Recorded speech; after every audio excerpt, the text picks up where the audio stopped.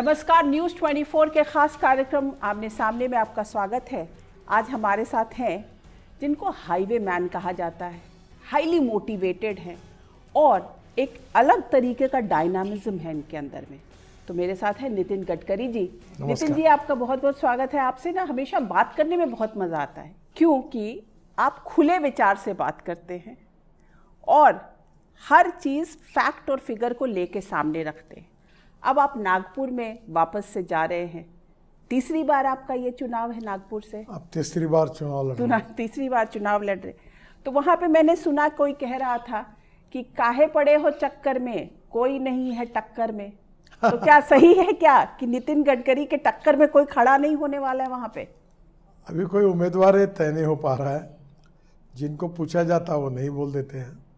कोई ना कोई खड़ा होगा क्योंकि उनको भी खड़ा होने का अधिकार है। और चुनाव की लड़ाई जो होती है वो पार्टी के बीच में होती है, विचारों की मतभिन्नता के आधार पर होती है और जनता की अदालत में जनता जो निर्णय करेगा उसको स्वीकार के आगे जाना, यही लोकतंत्र का मंत्र है। लेकिन आप कितने आश्वस्त हैं? आपकी पार्टी तो 400 प्लस की बात कर रही है। आप कितने आश्वस्त हैं अपने लिए और ख़ास करके अपनी पार्टी के लिए? क्योंकि 400 प्लस इज सम मेजॉरिटी, मतलब इस तरीके की मेजॉरिटी तो बहुत पहले सुना गया था, अब तो सुना नहीं जाता है। देखिए, पहली बात तो ऐसी है कि मेरा जो चुनाव है वो तो रिकॉर्ड ब्रेक मार्जिन से मैं जीतूंगा। कितनी होगी आज नहीं बताऊंगा, पर मैं चुनाव निश्चित रूप से जीतूंगा क्योंकि 10 साल मैंने सांसद होने के नाते मैंने अपने कॉन्स्टिट्यूंसी के लोगों को अपने परिवार के रूप में माना है। डेवलपमेंट में काम हो, स्पोर्ट्स, कल्चर, सब कामों में बहुत इंटरेस्ट लेकर काम किया है। विशेष रूप से हेल्थ सर्विसेज में अच्छा काम किया है, तो मैं ये करते रहता हूँ। दूसरी बात, जहाँ तक हमारी देश के चुनाव नतीजे के बारे में, तो मुझे विश्वास है कि 10 साल का हमारा जो परफॉर्मेंस है, मोदी जी के नेतृत्व में हमारी सरकार ने जो काम किया है, इस बार एक पॉजिटिव होट सरकार के लिए हमें मिलेगा। अब ये जो 10 साल का हमारा काम हुआ है मोदी जी के नेतृत्व में, इसमें निश्चित रूप से एक पॉजिटिव होट देश की जनता का जात, पंथ, धर्म, भाषा से ऊपर उठकर हमें मिलेगा और हम रिकॉर्ड ब्रेक मार्जिन से जीतेंगे और 400 पार निश्चित रूप से होंगे, ऐसा मेरा विश्वास है। आपका नाम फर्स्ट लिस्ट में नहीं आया तो हम लोग सोच रहे थे अभी तक नाम क्यों नहीं आया, क्योंकि आपका नाम तो फर्स्ट लिस्ट में ही होना चाहिए था। ऐसा पद्धति ऐसी होती है कि पहले स्टेट लेवल के ऑफिस बेरर आते हैं, पार्लियामेंट्री बोर्ड के साथ उनकी मीटिंग होती है, फिर निर्णय होता है। तो पहली जो मीटिंग हुई उसमें मध्य प्रदेश, गुजरात और उत्तर प्रदेश 3 स्टेट के लोग आए थे। महाराष्ट्र की मीटिंगें नहीं हुई थी और महाराष्ट्र की मीटिंग बाद में हुई और इसलिए मैं महाराष्ट्र से लड़ रहा था, इसलिए कोई कारण नहीं है। वो लिस्ट जब जाहिर हुई तब मेरा नाम आया। तो इसी बीच में देखा गया कि उद्धव ठाकरे ने आपको जो है टिकट ऑफर कर दिया, कहा कि आप आइए हमारे साथ लड़िए और हमारे साथ आइए। देखिए, मैं राजनीति में केवल एमएलए, एमपी और मंत्री बनने के लिए तो नहीं आया हूँ। संघ का स्वयंसेवक हूँ, भाजपा का कार्यकर्ता हूँ। हमारे लिए पार्टी सर्वोपरि है, देश सर्वोपरि है और ये बात को निष्ठा से पालन करता हूँ। तो मेरी पार्टी, मेरे सिद्धांत निश्चित रूप से मेरे। तो क्या उन्होंने आपको फोन किया था कि नितिन जी आइए हमारे साथ, आइए और लड़िए? नहीं किया? उन्होंने फोन नहीं किया था, ऐसा ही उन्होंने कहा। पर मुझे मेरी पार्टी को छोड़कर दूसरे किसी पार्टी में जाकर खड़े होने का सवाल ही नहीं उठता। लेकिन कोई एक वक्त था जबकि नितिन गडकरी ने शिवसेना को बीजेपी में ला करके खड़ा किया था। नितिन गडकरी ने उनका हाथ थामा था और आप फिर बाला साहब ठाकरे के साथ आप आगे बढ़े और आपको बॉम्बे में भी हाईवे मैन कहा जाता रहा है, मुंबई में और महाराष्ट्र में। अब जो है शिवसेना बिल्कुल अलग हो गई बीजेपी से। एक तो बात सच है कि आज शिवसेना हमारे साथ नहीं है। बाला साहब ठाकरे हर बार ये कहते थे कि मैं जीवन भर कांग्रेस के साथ कभी अलायंस नहीं करूँगा। शिवसेना ने कांग्रेस के साथ अलायंस की तो शिवसेना की विचारधारा जो हिंदुत्व के आधार पर है और कांग्रेस की टोटली अलग है। तो एक प्रकार से शिवसेना के जो समर्थक हैं, शिवसैनिक हैं, उनके मन में भी इसके बारे में असंतोष है, नाराज़गी है। पर एक बात है कि राजनीति में अलायंस होती है, बिगड़ती है, दोस्त आते हैं, बिगड़ जाते हैं, परिस्थितियाँ बदलती है और कभी कभी राजनीतिक पंडित ये कहते हैं कि anything can happen in politics and cricket. तो या। देखते वैसे ही चल। लेकिन आपने तो महाराष्ट्र की राजनीति को बहुत उससे देखा परखा, और कहा जाता है कि आजकल डबल इंजन की सरकार होती है तो सरकारें अच्छी चलती हैं, बहुत काम होता है। आज की डेट में आप देखें तो ट्रिपल इंजन की सरकार वहां चल रही है। एक तरफ शिंदे साहब है, दूसरी तरफ बीजेपी है, तीसरी तरफ अजीत पवार साहब है। खींचातानी नहीं हो रही है? आपको एक पता है क्या कि एक इंजन जब होता है तो उसको कम से कम 40 एक डब्बे कंटेनर ले जाना है तो मालगाड़ी होती है ना, लगते हैं। 2 इंजन होते हैं तो 60 से 70 लगते हैं, और 3 होता है तो 90 तक लगते हैं।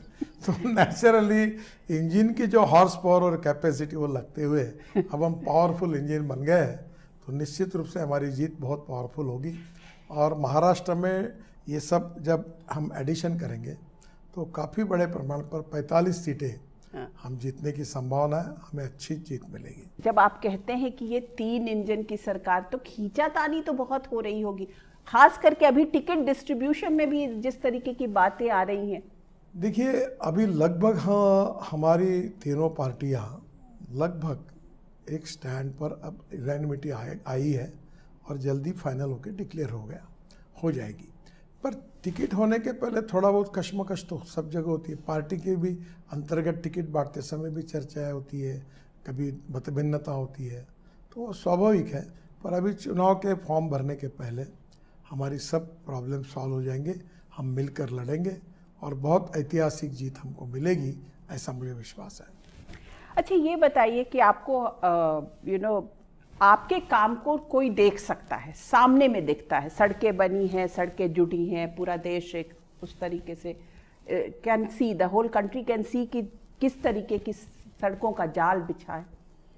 अब आपके लिए आगे क्या है? मतलब ये तो आपने किया और वो दिख रहा है, अब इसके आगे क्या? देखिए मैं अभी 260 रोपवे, केबल कार, फेनाकुलर रेलवे बना रहा हूँ। हम बंगलोर के लिए हवा में चलने वाली डबल डेकर बस का अध्ययन कर रहे हैं, जो ऊपर के ऊपर लोग जाएंगे। अभी हम लोग इलेक्ट्रिक हाईवे बनाने के बारे में अध्ययन कर रहे हैं दिल्ली से जयपुर, ताकि 3 बसें जोड़कर ट्रॉली बस जाएगी, टिकट रेट 30% कम होगा और 2 घंटे में दिल्ली से जयपुर होगा। तो अब हम टेक्नोलॉजी का उपयोग करके ये mass rapid transport on electricity, जैसे ये धोला कुआं से मानेसर तक हवा में पॉन्ड से लाखों लोग ऊपर के ऊपर जाएंगे तो रोड का ट्रैफिक कम होगा। तो अब लोग अलग अलग टेक्नोलॉजी का उपयोग करके हम निश्चित रूप से जो 2047 में 100 साल देश के लिए पूरे होंगे, तब प्रधानमंत्री जी ने कहा कि ये 100 साल में हम क्या करने वाले उसकी विजन हम तैयार कर रहे हैं। चुनकर आने के बाद 100 दिन का एजेंडा तय कर रहे हैं और निश्चित रूप से इनोवेशन टेक्नोलॉजी का उपयोग करके ट्रांसपोर्ट सेक्टर को कैसे बदलेंगे। और एक सबसे महत्वपूर्ण बात है कि हमारे देश में प्रदूषण ये बहुत बड़ी समस्या है, और मैं विशेष रूप से ट्रांसपोर्ट मंत्री होने के नाते इस बात को, मेरा सपना है कि देश को, प्रधानमंत्री ने जो कहा है कि 2070 तक हम कार्बन न्यूट्रल देश बनेंगे, तो हम भी एयर पोल्यूशन को ख़त्म करेंगे और अल्टरनेटिव फ्यूल और बायोफ्यूल को। पर आप कितने श्योर हैं कि आपको फिर से यही मिनिस्ट्री मिलेगी और आप पूरा ये काम कर पाएंगे? नहीं, पहली बात तो ऐसी है कि जो बनेगा वो ये काम करेगा। आखिर चुनाव होने के बाद नई मिनिस्ट्री में कौन बने ये तो प्रधानमंत्री का अधिकार होता है, इसलिए मैं तो नहीं कह रहा हूँ। पर जो विजन बना के रखी है शायद वो कोई नया आदमी तो उससे अच्छी काम भी करेगा। तो ये जो लेकिन आपका मन नहीं भरा इस मिनिस्ट्री से अभी तक कि अब हो गया ना, मैं 10 साल से यही काम किए चला जा रहा हूँ, यही किए चला जा रहा हूँ। आखिर ऐसा होता है कि अगर मंत्री बनाना या क्या डिपार्टमेंट देना है, ये प्रधानमंत्री का प्रिविलेज होता है, तो स्वाभाविक रूप से जो काम मिलेगा वो करेंगे। बट न्यू चैलेंज के लिए आप तैयार हैं कि कोई दूसरा डिपार्टमेंट, कोई दूसरी मिनिस्ट्री? सर ये प्रधानमंत्री तय करें, जो तय करेंगे वो काम करेंगे। अच्छा ये बताइए कि आपकी सरकार के ऊपर ना ये आरोप लग रहा है, और ज़बरदस्त तरीके से ऑपोजिशन से ये आरोप लग रहा है कि आपकी सरकार जो है वो सिर्फ ऑपोजिशन के लीडर्स को टारगेट करती है। ईडी और सीबीआई जो है वो आपकी सरकार के गहरे दोस्त हैं और उनको एज अ टूल आपकी सरकार यूज़ करती है अगेंस्ट दी ऑपोजिशन लीडर्स या देखिए ऑपोजिशन हम कोई ईडी, इनकम टैक्स, सीबीआई का मिसयूज नहीं करते हैं। जिनके यहाँ रेड पड़ा उनके यहाँ पैसा मिला है, अनकाउंटेड मनी मिला है। अगर इसके बाद अगर उनको लगता है कुछ गलत हो, कोर्ट में जा सकते हैं। तो सवाल ये है कि देश में जो भ्रष्टाचारी है, गलत काम किया है, उनको तकलीफ हो रही है।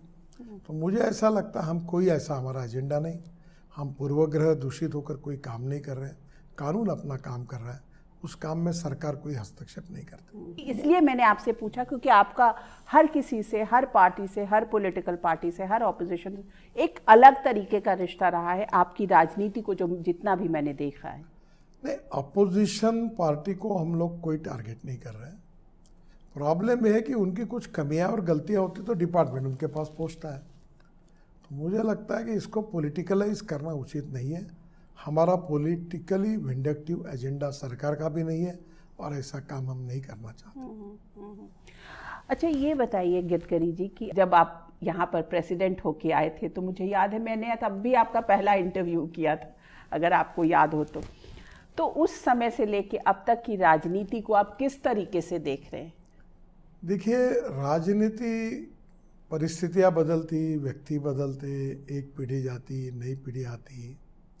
पर जैसे केशवानंद भारती केस में सुप्रीम कोर्ट ने कहा था कि salient features of the constitution can not be change, वैसे भारतीय जनता पार्टी राष्ट्रवाद, गुड गवर्नेंस एंड डेवलपमेंट और अंत्योदय जो हमारा सामाजिक आर्थिक चिंतन है उसी के आधार पर काम कर रही है। कंट्री फर्स्ट, बाद में पार्टी, उसके बाद में मैं। हम एक आइडियोलॉजिकली कन्विक्शन रखने वाली पार्टी है। हम देश को दुनिया की महाशक्ति बनाना चाहते हैं। प्रधानमंत्री कहते हैं आत्मनिर्भर भारत बनाना है, $5 ट्रिलियन की इकोनॉमी बनानी है, वर्ल्ड की 3rd लार्जेस्ट इकोनॉमी बनानी है और उसके लिए अच्छा इंफ्रास्ट्रक्चर चाहिए, water, power, transport and communication. हमने उसमें सुधार किया है। रेलवे हो, एयरपोर्ट्स हो, रोड्स हो, पोर्ट्स हो, जलमार्ग हो, पावर सरप्लस है हमारे पास अभी। तो नेचुरली ये देश सुखी, समृद्ध, संपन्न कैसे हो, इस देश का गांव, गरीब, मजदूर, किसान का कल्याण कैसे हो। और आजकल वर्ल्ड में एक बड़ी चर्चा होती है डोमेस्टिक हैप्पी ह्यूमन इंडेक्स, सूचकांक। हमारे कारण अभी 22% लोग गरीबी रेखा से ऊपर उठकर बाहर आए। तो ये हमारे सरकार की उपलब्धि है। हम रोजगार निर्माण करने वाली अर्थव्यवस्था को मोदी जी के नेतृत्व में उन नीतियों को अपना रहे हैं जिससे देश में गरीबी, भुखमरी और बेरोजगारी दूर होगी, देश समृद्ध, संपन्न बनेगा और एक देश वर्ल्ड की एक अच्छी इकोनॉमिक पावर बनेगा। तो एक प्रकार से इस देश की सर्वांगीण उन्नति और विकास जो मूलभूत बातों के आधार पर हो रहा है उसको विश्व तक पहुंचाना और पूरा विश्व मेरा घर है ये समझकर G20 का हुआ और हम वो यही भाव को लेकर आगे कर रहे हैं और जिसका काफ़ी बड़े यशस्वी हम उसमें हुए हैं। प्रधानमंत्री जी के आज पॉपुलैरिटी भी वर्ल्ड में है तो निश्चित रूप से सफलता मिली है। एक बात बताइए, सब लोग देयर इज अ टॉक कि संविधान, जो मूल संविधान है उसको बदलने की बात कहीं ना कहीं बीजेपी इस चुनाव के बाद करने वाली, ऐसा कुछ आपको लगता है क्या कि हो सकता है? गलत बात है। संविधान बदलने का सवाल ही नहीं उठता। 80 बार संविधान तोड़ने की कोशिश किसी ने की तो कांग्रेस पार्टी ने की और इंदिरा जी के समय इमरजेंसी के समय में जिस प्रकार के संविधान को तोड़ मरोड़ किया गया वो दुर्भाग्यपूर्ण था। मेरा पूरा विश्वास है हम संविधान का आदर करते हैं, संविधान का सम्मान करते हैं और संविधान को इस प्रकार से बदलने का कोई एजेंडा भी नहीं और करने का कोई सवाल भी नहीं उठता। ये जो है आजकल इलेक्टोरल बॉन्ड पर बहुत बातें हो रही हैं और आप लोग की सरकार को और SBI को खास करके कल ही सुप्रीम कोर्ट ने इस तरीके से झाड़ लगाई और कहा हर डिटेल दीजिए। आज आप एक सीनियर मंत्री होने के नाते इसे किस तरीके से देख रहे हैं? देखिए, पूरा मामला अब सुप्रीम कोर्ट में चल रहा है। आखिर no philosophy can be taught to empty stomach, ये विवेकानंद जी ने कहा था कि साधन और संपत्ति जीवन की आवश्यकता तो कुछ प्रमाण में होती है, वैसे पॉलिटिकल पार्टी को भी पैसा लगता है। तो विचारपूर्वक ये इस प्रकार से मदद पॉलिटिकल पार्टी को मिले। कुछ देशों में सरकार पॉलिटिकल पार्टी को फाइनेंस करती है, तो उसे ये योजना आई थी और उद्देश्य बहुत अच्छा था। पर अब ये मैटर सुप्रीम कोर्ट में है। आप ज़्यादा पूछोगे, मैं ज़्यादा बताऊँगा तो कहीं कंटेम्प्ट ऑफ कोर्ट होगा। अब कोर्ट में चल रहा है, जो भी सुप्रीम कोर्ट निर्णय करेंगे उसका सम्मान करेंगे। लेकिन ऑन अ लार्जर पर्सपेक्टिव आपको लगता है कि क्या ये समय आ गया है कि सरकार को इलेक्शन फंड करना चाहिए? मुझे लगता है कि अभी सुप्रीम कोर्ट इन सब बातों का विचार कर रहा है, क्या करना चाहिए क्या नहीं करना चाहिए। एक बार उनका क्लियर जजमेंट आने के बाद फिर ही उसके बारे में कुछ कहना उचित होगा। अभी सीएए पे भी सुप्रीम कोर्ट में चैलेंज हो गया है, तो उस पे आप क्या सोच रहे हैं, क्या होगा? देखिए, ये तो संविधान में स्पष्ट किया गया है कि हमारे यहाँ जो हिंदू है, बौद्ध है, जैन है, सिख है, उनको दुनिया में कोई देश नहीं है, और इसलिए किसी देश ने उनको निकाल दिया तो उनको नागरिकत्व देना ये हमारे कानून में है।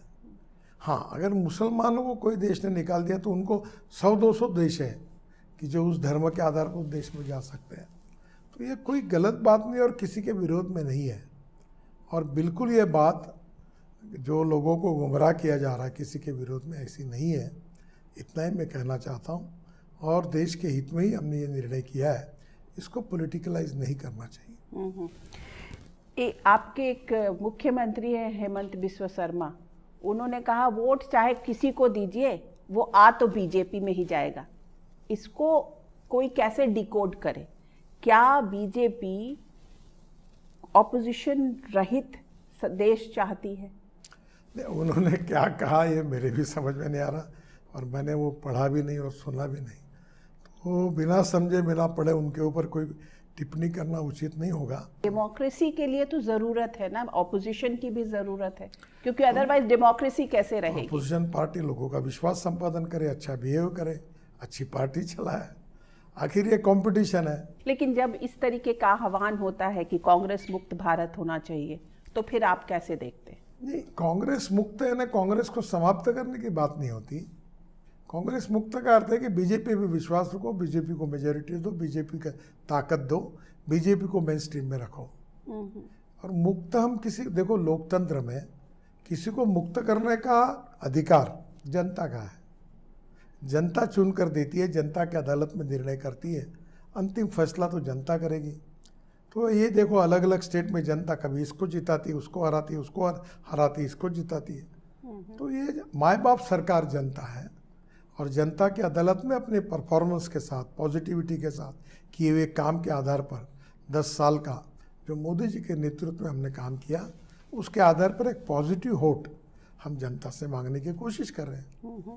बहुत सारे ऐसे ऑपोजिशन के लीडर्स हैं जो कि डर के मारे या किसी भी रीज़न से बीजेपी में आ गए। किसी ज़माने में आप सब ने बहुत उनके खिलाफ बहुत नारेबाजी की थी, बहुत उनके खिलाफ चार्जेस लगे थे। उन सारे लोगों को बीजेपी में, और लोग कहते हैं कि बीजेपी में आते ही सब जो सारे दाग धुल जाते हैं। देखिए, अब पार्टी में बड़ी हो रही है और उनका मत परिवर्तन हुआ है, वो पार्टी में आ रहे हैं, हम उनको स्वीकार रहे, और हमारे पार्टी में आकर हमारे पार्टी के अनुरूप ही उनको चलना होगा। तो क्या व्यक्ति बदल नहीं सकता? और हमारे विचारों को अगर कोई स्वीकार करता है तो उसको लेने का काम कर रहे हैं। एक नेचुरल प्रोसेस है। हम 51% से ज़्यादा हमारा समर्थन करना चाहते हैं, इसलिए हमको समाज के सभी लोगों को स्वीकारना होगा। दिल्ली में अभी जो है 2 तरीके की सरकार है, एक तो ऑफकोर्स एलजी है और एक दिल्ली गवर्नमेंट है। अब दोनों में इतना टसल हो रहा है, ये राजधानी है, इस टसल को आप एज ए सीनियर मिनिस्टर कैसे देखते, कैसे चलेगी आखिर दिल्ली? मुझे लगता है, देखिए, संविधान में सब बातें स्पष्ट है, और राज्य सरकार के अधिकार, एलजी के अधिकार सब स्पष्ट है। भारत सरकार समय समय पर जो कानून बनाती है वो भी स्पष्ट है। ये पॉलिटिकलाइज कुछ प्रॉब्लम होते हैं, वो समय के अनुसार कभी होते भी और कभी निपटाए जाते हैं। उनका समाधान उस स्थिति में दोनों लोगों ने अपने आप में बैठकर निकालना चाहिए। इसमें ही लोकतंत्र का फायदा है। दिल्ली में जैसे खास करके आपके मिनिस्ट्री ने बहुत ज़्यादा काम किया है या करने वाले हैं, बहुत सारा, क्या 58,000 करोड़ का? नहीं, दिल्ली में हम लोग टोटल 65,000 करोड़ रुपए के काम कर रहे हैं, और हमने अभी 27,000 करोड़ के काम कंप्लीट किए हैं, और करीब 33,000 करोड़ के काम हमारे चल रहे हैं, और अपकमिंग प्रोजेक्ट 3,000 करोड़ के हैं। ये अभी इतना सारा गडकरी जी दिल्ली में काम कर रहे हैं तो क्रेडिट तो हो सकता है ना कि आम आदमी पार्टी ले जाए। मेरा तो सवाल यही है आपसे। क्रेडिट वो कैसे लेके जाएंगे है? अगर मोदी जी के भाई नेतृत्व दिल्ली में उनकी सरकार है, आप इतना काम कर रहे काम हैं। तो एनएचआई कर रही है, मेरी डिपार्टमेंट कर रही है। पर डिपार्टमेंट तो हमारी मोदी जी की डिपार्टमेंट ही सरकार होता है जो पॉलिटिकल पर्सन होते हैं वो तो कहेंगे ना कि हम तो इतना सारा हमने काम नहीं, कर नहीं, दिया। नहीं, दिल्ली के लोग तो भी आपको इस बात मानते का हैं। डर नहीं है कि आप जो काम कर रहे हो उसका क्रेडिट आम आदमी पार्टी ले जाएगी? बिल्कुल नहीं है। दिल्ली की जनता बहुत सुज्ञ है, होशियार है और उनको समझता है कि कौन सा काम कौन कर रहा है और जनता का इस काम के लिए रिकग्निशन भी है, सपोर्ट भी है। और अभी जब मोदी जी द्वारका एक्सप्रेसवे का उद्घाटन किया तो रोड पर दुतरफा हजारों लोगों ने खड़े होकर उनका स्वागत किया, ये भी जनता ने देखा है। लेकिन जब आप इतने सारे बजट्स बना रहे होगे दिल्ली के ऊपर, तो जब आप फिनेंस मिनिस्ट्री के पास गए होंगे तो वो कह रहे होंगे ना कि अरे दिल्ली में हमारी सरकार तो है नहीं, हम क्यों इनको अप्रूवल इतना दे रहे हैं? मैं आपको एक बात पूछता हूँ, आप देश के कोई भी राजधानी में और कोई भी राज्य में जाइए, हर राज्य बोलेगा हमारे यहाँ सबसे ज़्यादा काम हो रहा है। मुझे 2,80,000 करोड़ का बजट वित्त मंत्री जी ने दिया है और उसके बदले में मेरा अभी 45 से 50,000 करोड़ साल का टोल का इनकम है।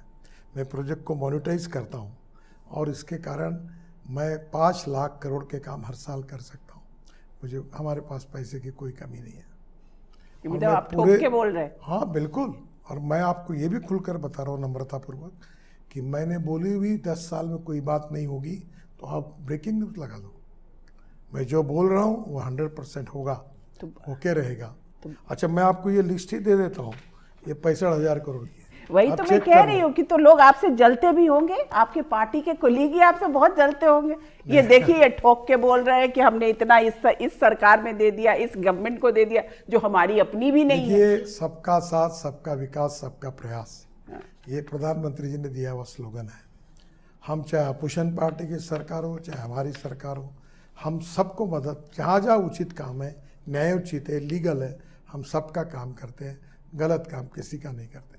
मैंने सब स्टेट को, बंगाल हो, अरुणाचल, मेघालय, त्रिपुरा, नागालैंड, आप देखो ब्रह्मपुत्रा पर 13 ब्रिजेस बनाए, गंगा पर 8-9 ब्रिज बनाए। पर मैं तो एक ऐसे ह्यूमन बीइंग की तरह पूछ रही हूँ कि ये ह्यूमन टेंडेंसी होती है कि आदमी जेलस होने लगता है। तो अब गडकरी जी का काम दिख भी रहा है, गडकरी जी ठोक के कर भी रहे हैं, तो आपके कैबिनेट कोलीग्स आपसे जेलस होते होंगे ना? देखिए, अच्छा काम करने से कोई जेलस नहीं होता और जो जो अच्छा काम करना है, जैसे मैं कोई अच्छी बात देखता हूँ, आपका कोई अच्छा इंटरव्यू आपने लिया तो मैं रिकग्नाइज करता हूँ कि आपने अच्छा किया है। मुझे लगता है करने वालों को मुझे जो जिम्मेदारी दी है उसकी ओनरशिप लेकर मैंने अच्छा काम करना चाहिए, यही तो जनता की अपेक्षा है। ये मोदी जी की मेरे से अपेक्षा है, वही काम मैं कर रहा हूँ और मेरा अनुभव हमारे पर कोई जलता नहीं, उल्टा रिकग्नाइज करते हैं, सपोर्ट करते हैं। और मैं अकेला काम नहीं कर रहा हूँ, तुम्हारे मंत्रिमंडल के अनेक मंत्री बहुत अच्छा काम कर रहे हैं। अच्छा, बीजेपी को आप किस तरीके से देख रहे हैं? बीजेपी के पहले आप अध्यक्ष रहे हैं, उस समय वाजपेयी जी के साथ में आपने काम किया, उसके बाद आप बीजेपी के यहाँ पे अध्यक्ष बने। आज की डेट में आप बीजेपी को कैसे देख रहे हैं? क्या आपको लगता है कि बीजेपी अब बदल दुनिया गई? की सबसे शक्तिशाली पार्टी बनी हुई है और ऑर्गेनाइजेशन, कार्यकर्ता, उसकी ताकत बहुत बड़ी है और हर अध्यक्ष ने पार्टी को एक नई ताकत दी। अब हमारे जगत प्रसाद नड्डा जी बहुत डिवोटेड काम कर रहे हैं और पार्टी लगातार प्रगति और विकास की ओर आगे जा रही है और मेरा विश्वास है कि हमारी पार्टी और हमारे कार्यकर्ता मिलकर एक नया भविष्य का इतिहास रचाएंगे, यही मेरा विश्वास है। आपको लगता है कि जब पार्टी बहुत बड़ी हो जाती है तो उसको संभालना भी मुश्किल हो जाता है, क्योंकि इतनी देश की, वर्ल्ड की नंबर 1 पार्टी बिल्डिंग होती है उतना स्ट्रक्चर मजबूत होता है और बीजेपी भी ऊंची हो रही है उतना उसका स्ट्रक्चर मजबूत है। अनेक कार्यकर्ता, अनेक प्रचारक अपना जीवन देकर इस विचारधारा के लिए, देश के लिए, पार्टी के लिए, सिद्धांतों के लिए समर्पित भाव से काम कर रहे हैं कि सबको, किसी को एमएलए एमपी नहीं बन पाए, कुछ पद नहीं मिली, प्रतिष्ठा नहीं मिली, पर अपना जीवन देकर इस देश के लिए और समाज के लिए काम कर रहे हैं। यही पार्टी विथ ए डिफरेंस है, यही पार्टी की ताकत है और इसी भरोसे पार्टी आगे जाएगी, ऐसा मेरा विश्वास है। लोग कहते हैं बीजेपी थोड़ी एरोगेंट हो गई है, हो गई क्या कि अब वो इतनी बड़ी पार्टी बनने का एक जिसे बोलते हैं ना शीन आ गया? बिल्कुल एरोगेंट नहीं हुई है, बीजेपी वैसी है और वैसी ही रहेगी। अच्छा ये बताइए कि मैं अभी आपका एक इंटरव्यू अभी सुबह का देख रही थी, तो उसमें देखा कि आप अमिताभ बच्चन के बहुत बड़े फैन हैं। तो आपने कभी अमिताभ बच्चन को बोला क्या कि मैं आपका बहुत बड़ा फैन हूँ? एक बहुत अच्छी बात हुई थी, मैंने उनको कहा कि मैं आपका बहुत अच्छा फैन हूँ। मैंने दीवार 3 बार देखा, आनंद 3 बार देखा, जंजीर मैंने 4 बार देखा था। तो उन्होंने मुझे कहा कि देखो नितिन जी, हमारी फिल्म चल जाती है और गाने भी अच्छे होते हैं तो 1 साल लोग याद रखते हैं, पर हम मुंबई कर आपको 100 साल याद रखेंगे, क्योंकि रोज़ ट्रैफिक जाम में आपने बनाए हुए उड्डान पुल, वर्ली बांद्रा, मुंबई पुणे हाईवे हम जाते हैं, हमारा समय बच जाता है तो हम आपको याद रखते हैं। तो मैं वो सोच नहीं रहा था, पर वो अपने आप में महान कलाकार है, मैं उनको बहुत चाहता हूँ। तो अमिताभ बच्चन के बाद उनके बाद कोई नहीं पसंद आया? देखो हर जनरेशन का एक चॉइस होता है जी। तो अब क्या है, नए जनरेशन भी अच्छे अभिनेता है। अभी मैं वीर ज़रा करके एक पिक्चर था, उसमें मदन मोहन के संगीत था, तो शाहरुख खान और प्रीति जिंटा के बहुत सुंदर सुंदर गीत है। वो गीत मुझे बहुत पसंद आए। वो आशिकी 1 के गीत मुझे अच्छे लगे, तो मैं कभी भी संगीत गज़ल सुनते रहता हूँ। मुझे मिलता है वक्त, मिलता है। जब भी हवाई जहाज या में इतना बड़ा ये जो 65 लाख करोड़ या कितने देखो का मैं बोझ जो है। एक ने भी मुझे पूछा कि आप क्या सोचते हो, रोज़ आप सोचते हो कि इतना काम कर रहे हो तो क्या करना, क्या मतलब मैं सोचता हूँ, तो दिन भर सोचता हूँ कि आज रात को कौन सा खाना खाना और कहाँ जाना। और रात को मेरे अब सिस्टम है, होटल जैसा मेनू कार्ड है, और रात को मैं सोने के लिए तो 12 बजे 1 बजे वो मुझे पूछता है कागज दिखा के, साहब कल क्या बनाऊँ।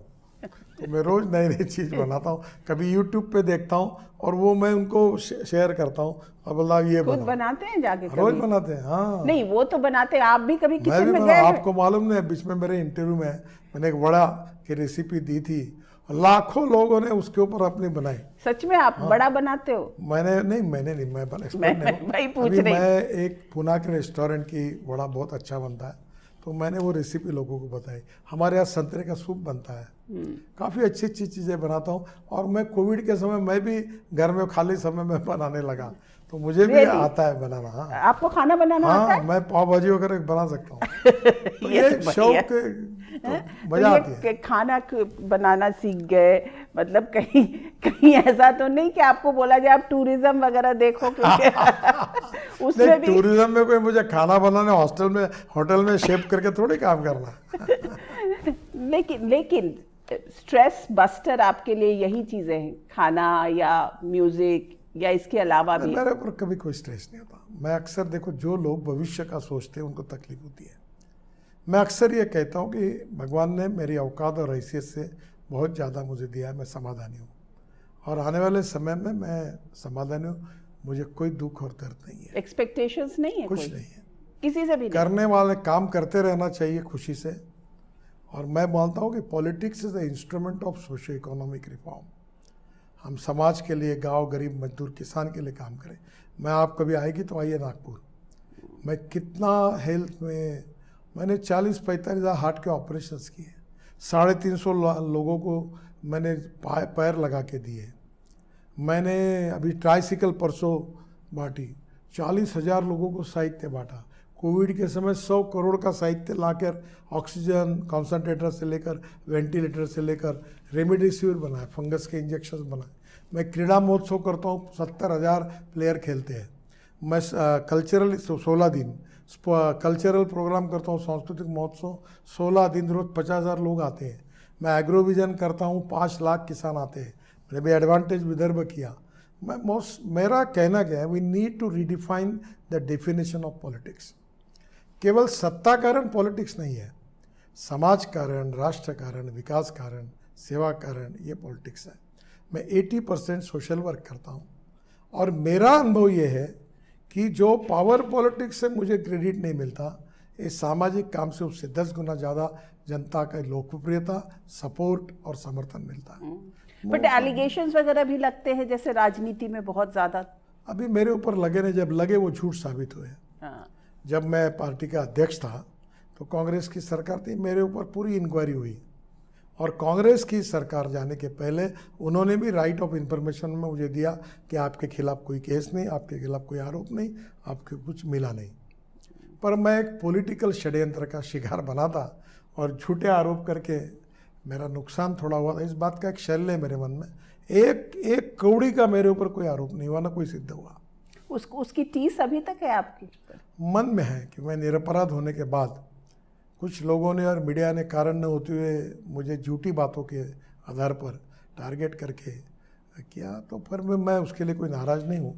पर मेरे मन में उसका दुख और दर्द जरूर है कि मैं निरपराध था, ना मेरा कोई दोष था, ना मेरा कोई संबंध था। मैं तो सोशल एंटरप्रेन्योर था। उस समय मैं कोऑपरेटिव में मैंने बड़े बड़े स्टोर डाले, उसमें 5,000 लोग मेंबर, उसके फोटो छापे मीडिया में। मैं एग्रीकल्चर में काम कर रहा हूँ, किसान आत्महत्या करें उनके लिए मदद कर रहा हूँ, मैं एक उद्योगपति हूँ, ये कर रहा हूँ, ये दिखाया गया। मुझे उसका दुख हुआ, पर वो समय भी उस टीस के कारण अपने परिवार के लोगों को बोला कि ये राजनीति ठीक नहीं है? नहीं, ऐसा नहीं। मैंने ये पहले ही तय किया कि मेरे संपत्ति के ऊपर मेरे परिवार का अधिकार है और मेरी राजनीतिक विरासत पर मेरे कार्यकर्ताओं का अधिकार है, पार्टी का अधिकार है, जिनके कारण मैं बड़ा बना हूँ। तो मैंने कहा आपको किसी का बेटा होना गुनाह नहीं है, आप करो, पर मेरा लड़का करके राजनीति में मत आओ। आप भी जीरो से काम करो, पोस्टर लगाओ, छोटे छोटे काम करो, पॉपुलर बनो, लोग रिकॉग्नाइज करेंगे आपको, तो आप जरूर लड़ो। मैं आपका, मेरा लड़का इसको टिकट दो, मैं नहीं कहूँगा, और आप भी नहीं कहना कि इनका लड़का हो इसलिए मुझे टिकट दो। तो इसमें ये मेरी भावना बहुत स्पष्ट है और क्लियर है। मेरे परिवार में मेरी लड़की, मेरे लड़के, मेरी पत्नी अनेक काम करते हैं, पर राजनीति में नहीं है। पर चुनाव के समय वो मेरे लिए प्रचार करने के लिए खूब घूमते हैं। नहीं, घर में परिवार का सपोर्ट तो होना ही पड़ता है चुनाव में, तो वो तो ज़रूरी है। चलिए, तो नितिन गडकरी जी, हमसे आपने बात की और खुल के बात की, इसके लिए आपका बहुत बहुत धन्यवाद। Thank you so much. Thank you very much. नमस्कार।